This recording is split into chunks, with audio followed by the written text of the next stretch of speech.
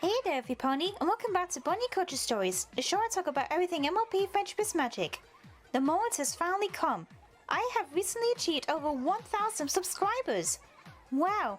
Thank you so much, Pony, for helping me achieve this landmark, for supporting my work on this channel, as well as the amazing collab projects I've been a part of recently. So, to mark this exciting occasion, I am going to do a celebration trilogy for the next 3 videos. And what a better way to start off this trilogy by doing my favorite MLP episode countdown from the past 4 seasons. I figured that since we still have the hiatus for the second half of season 5 to come around, I thought I could do videos like this to pass the time. For seasons 1, 2 and 4, I'm going to do a top 12, since there are lots of fantastic episodes to choose from, including episodes that may surprise you as well as me. And for season 3, because it was the shortest season on record, I'm going to do a top 5. I'm going to start from the beginning and do the other seasons down the line. So, here's my first top 12 countdown on my favorite episodes of MLP Season 1. Number 12. Ghostbusters. Now, don't get me wrong on this. I agree that there were some problems with this episode. The pacing was off, some of the characters were out of character, and we had 2 of the most annoying characters in the show. Snips and Snails. However, this episode had a good introduction to Trixie, the second fan favorite pony in the fandom after Princess Luna. She has received loads of fan art, animations, music, and an audio drama series dedicated to her, and I think she's very interesting in terms of her character. When Magic Jewel came and went, that episode made up for this episode in a lot of ways, and she became the first reformed character in the series. I hope she returns in Season 5 or later on down the line. After all, she had made appearances in the Equestria Girls films. Number 11. Look Before You Sleep. This episode gave me some food for thought in terms of character interactions, specifically for Rarity and Applejack.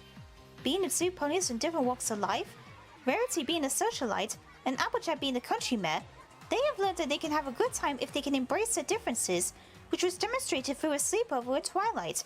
And we get some very adorable moments with these 3, especially when they play games together. Great work, Charlotte Fullerton. Number 10.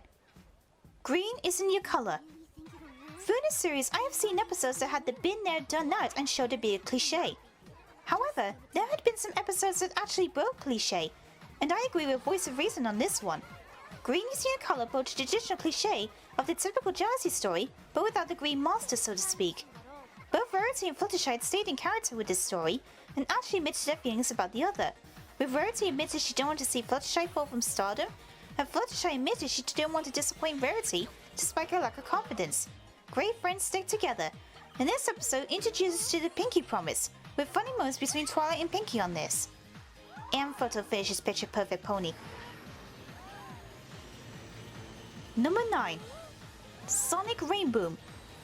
This episode showed Rainbow Dash at her best along with her weakness. We had great character development for Dash, as well as a great world building as we get to see more of Cloudsdale, the introduction of the Flutter Cheer, and of course, Dash's iconic Sonic Rainboom, and how she used it to save Rarity and the Wonder Balls and won the title of Best Flyer in Equestria. Yay!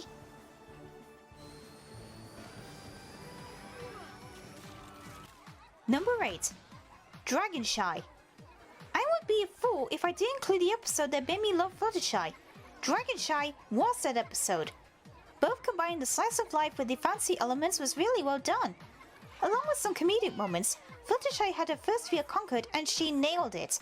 A fantastic start to her journey of confronting her other fears head on. Megan McCarthy, one of my best writers, awesome start. Number 7. Party of One. This episode was creepy and fun at the same time. This episode showed the darker side of Pinkie Pie, Pinkamena.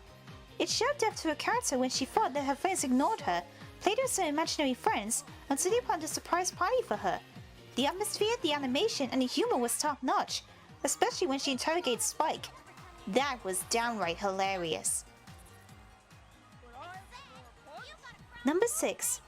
Call of the Cutie. What a fantastic way of introducing the Cutie Mark Crusaders. Scootaloo and Sweetie Belle stand up for Apple Bloom from a tight spot and being blind flanks like she is. And I love the way they talk to the other ponies about how she can accomplish anything and is full of potential. Like the main 6, they had started their own fantastic journey of finding their cutie marks, and look at how far they have come in Season 5 so far. It'll be a dream come true when that day finally arrives when they get the cutie marks. The story, the characters, and the execution was fantastic. Number 5. The best night ever. This episode was a great way to end Season 1. It had the great payoff to the arc of attending the Grand Galloping Gala. The main six had the high expectations of achieving their dreams at this event, like Twilight spending time with Celestia, Rainbow hanging out with the Wonderbolts, and Fluttershy looking for the animals in the garden. But in the end, although they were disappointed, they did have a great time together. The song at the gala was an amazing way to show what the girls wanted from this event, and it had fairy tale and Disney references galore. Well done, Amy, Katie, and Rogers, for creating this fairy tale. An episode about working together to clean up spring and seeing how this event works is a great slice of life narrative. The song was a fantastic way of moving the story along, the comedy was top-notch, and Twilight truly shines as the character who used the skills of organization to save the day and became the all-round team organizer. This episode was one of the episodes that made people become fans of the show and join the fandom. This is one of the classics. Number 3. The Ticketmaster. This episode really got the series going after the pilot episodes, and this was the way to start the arc of the Grand Galloping Gala. Seeing the way Twilight's friends were doing favors for her to be the owners of the second gold ticket was certainly interesting, and the moral about Twilight wants to share her friendship with others and giving back the tickets because she wants to go with all of her friends was very touching and worthwhile, and as a reward, they all got gold tickets. Friendship for the win.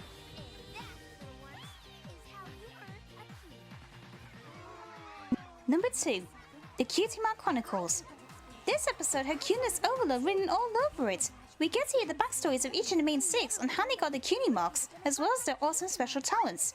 Without this episode, we wouldn't have more flashbacks with the Miss Phillies, as we saw in Flora King Fluttershy, Pinkie Pride, The Lost Treasure of Griffinstone, and The Mending Fences. Also, with an episode like this, the MLP staff can write backstories for some of the other characters, like Celestia, Luna, and Discord. Then we will all be happy. Thanks, Emmy Lawson.